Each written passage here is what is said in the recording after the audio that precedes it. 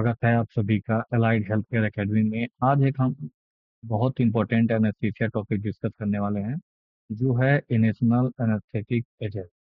अगर आप OT technician, IT या पैरामेडिकल फील्ड से हैं तो ये टॉपिक आपके लिए बहुत ही इंपॉर्टेंट है। आज की पूरी क्लास में हम समझेंगे इनेशनल एजेंट। इनेशनल एजेंट एक्चुअली क्या होते हैं, कितने टाइप के होते हैं, इनके कलर कोड क्या हैं, इनकी मैक वैल्यू क्या हैं, और अब कुछ लास्ट में ऐसे इंपॉर्टेंट पॉइंट देखेंगे जो एग्जाम और क्लिनिकल प्रैक्टिस दोनों के लिए यूजफुल है। तो चलिए बिना टाइम वेस्ट किए शुरू करते हैं।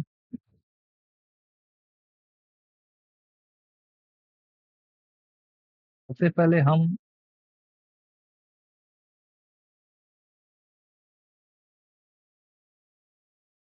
सबसे पहले हम बेसिक चीज समझते हैं, नेशनल एजेंट क्या होते हैं। सिंपल लैंग्वेज में ये ड्रग हैं जो नेशनल यानी सांस के रास्ते दिए जाते हैं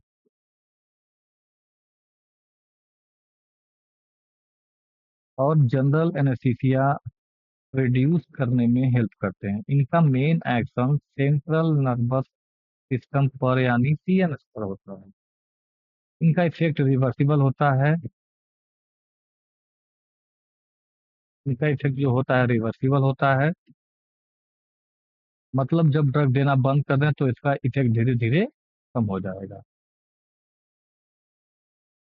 अब एक क्वेश्चन आता है कि ये बॉडी में कैसे काम करता है। तो देखिए, ड्रग ब्रीथिंग सर्किट के थ्रू पेशेंट पेशेंट को दिया जाता है। पेशेंट जब इसे इनहेल करता है तो ये लंग्स के एल्वोलाई तक पहुंचता है और ये फिर ब्लड स्ट्रीम में चला जाता है और ब्लड बैरियर को क्रॉस करके ब्रेन तक पहुंचता है। ब्रेन में जाकर सीएनएस एक्टिविटी को डिप्रेस करता है और इसका रिजल्ट क्या होता है, पेशेंट में loss of confidence, analgesia, amnesia और मसल रिलैक्स जैसे इफेक्ट देखने को मिलते हैं।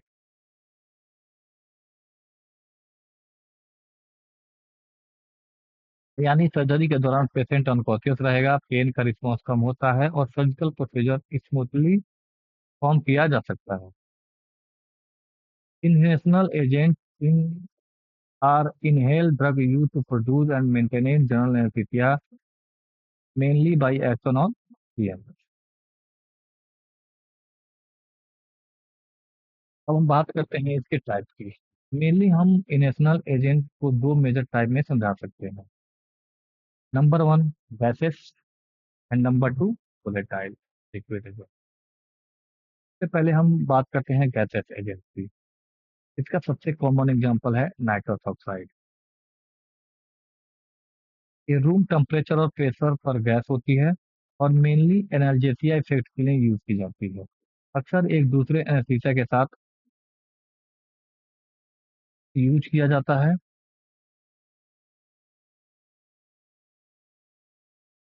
अब दूसरा टाइप वोलेटाइल एनेस्थीसिया। वोलेटाइल के रूम टेम्परेचर पर लिक्विड फॉर्म में होते हैं, वेपर प्रेशर हाई होता है।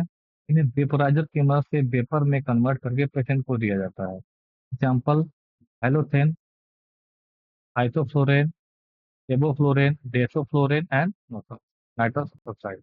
अब इन तीनों वोलेटाइल एजेंट को एक इंपॉर्टेंट ग्रुप में डिवाइड किया गया है। ठीक है, हेलोजेनेटेड एजेंट जिसमें हेलोथेन, आइसोफ्लोरेन, इनोफ्लोरेन, सेवफ्लोरेन और डेसोफ्लोरेन आते हैं। ठीक है, तो अगर एग्जाम में पूछा जाए कि नेशनल एजेंट के मेन टाइप कौन से हैं तो सबसे पहले याद रखिए gases agent and volatile liquid agent. बस ये बेसिक कॉन्सेप्ट क्लियर होना चाहिए। अब हम आते हैं कलर कोडिंग। एक बहुत इंपॉर्टेंट और एग्जाम ओरिएंटेड टॉपिक है कलर कोड।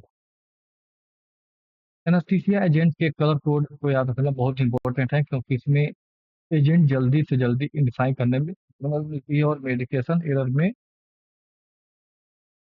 प्रिवेंट में भी हेल्प होती है। अब एक एक करके देखते हैं। हेलोथेन जो है red, isoflurane purple, sevoflurane yellow, and desflurane blue and enflurane orange. तो एक बार जल्दी से रिपीट कर लेते हैं। Halothane red, isoflurane purple, isoflurane yellow, desflurane blue और इनोफ्लोरिन ऑरेंज। इसको आप याद जरूर कर लीजिए क्योंकि प्रैक्टिस और एग्जाम क्वेश्चन दोनों में यूजफुल है। एक और इम्पोर्टेंट सब्जेक्ट पॉइंट, एजेंट सिर्फ कलर देखकर ब्लाइंडली डिसाइड नहीं किया जाता है, लेबल भी हमेशा चेक करना चाहिए। कलर कोडिंग का मेन पर्पज है quick,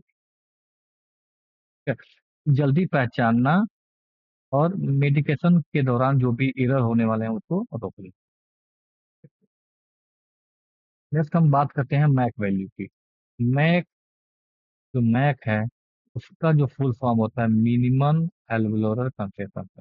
the alveolar concentration of inhalational anaesthetic agent in prevent movement of 50% patient in response और टू द सर्जिकल स्टिमुलाइज। ठीक है, सिंपल लैंग्वेज में समझिए, मैक वह अल्वोलार कंट्रसेप्शन है जिस पर सर्जिकल स्टिमुलाइज के रिस्पॉन्स में 50% पेशेंट मूव नहीं कर सकते। अब इस कंसेप्ट को एग्जांपल से समझते हैं। मान लीजिए किसी एजेंट की मैक वैल्यू 2% है। ठीक है, मान लीजिए किसी एजेंट की मैक वैल्यू 2% है।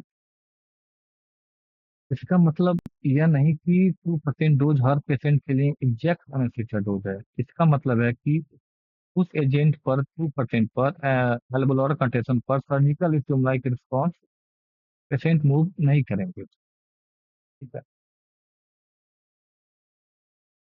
अब हम बात करते हैं मैक की। तो नाइट्रस ऑक्साइड की मैक जो होती है वो 104 होती है। हेलोथेन की 0.75 से 0.8 होती है। इनोफ्लोरिन की 1.68 होती है। आइसोफ्लोरिन की 1.15 होती है। सेवफ्लोरिन की 2.0 होती है और डेसोफ्लोरिन की 6 होती है।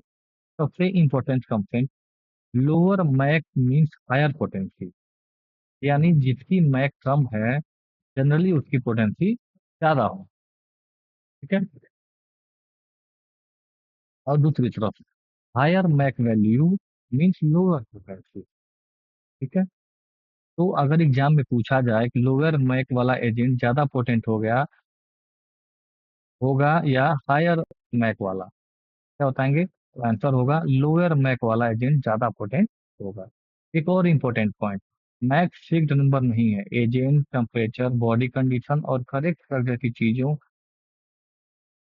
करेक्ट ड्रग जैसी चीजें हैं जो मैक को इफेक्ट कर सकती हैं ना।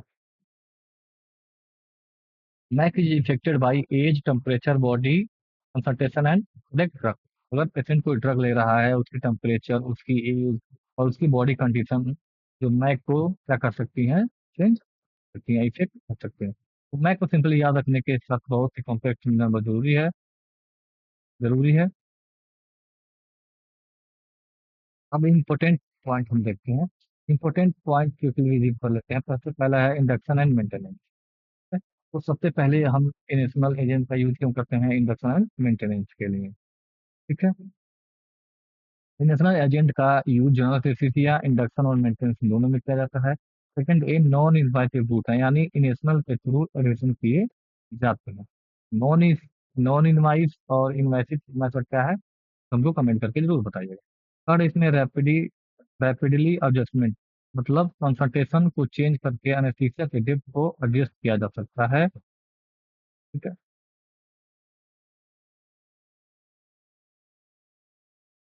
ठीक है। सेकंड है, यानी एल्बोलाई में एजेंट की कंसंट्रेशन चेंज होने पर इफेक्ट भी चेंज हो सकता है। ठीक है, नेक्स्ट है, अब एक इम्पोर्टेंट क्रिटिकल पॉइंट, इन एजेंट को एडमिशन करने से पहले प्रॉपर इक्विपमेंट की जरूरत होती है, जैसे vaporiser, breathing circuit, evening system and monitoring.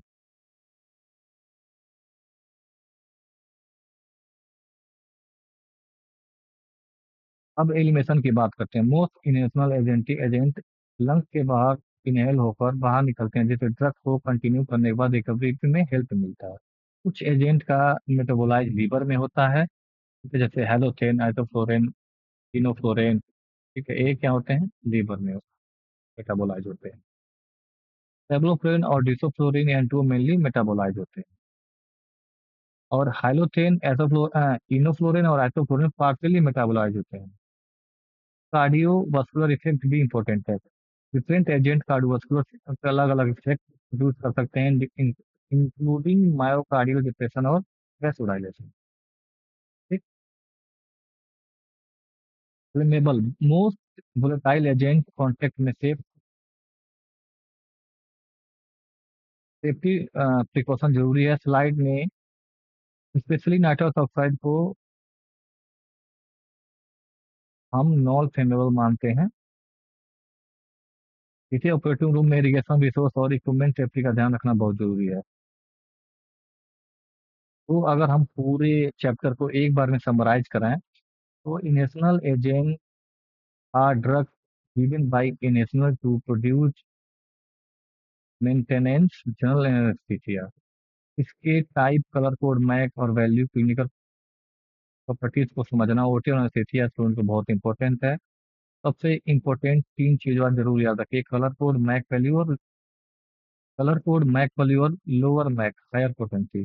अगर आपको एक्सप्लेनेशन हेल्पफुल लगा हो तो वीडियो को लाइक करें, अलाइड हेल्थ चैनल को सब्सक्राइब करें और ऐसे ही OT and CC IOC emergency के इंपॉर्टेंट टॉपिक के लिए हमारे साथ जुड़ रहे हैं। Thank you so much.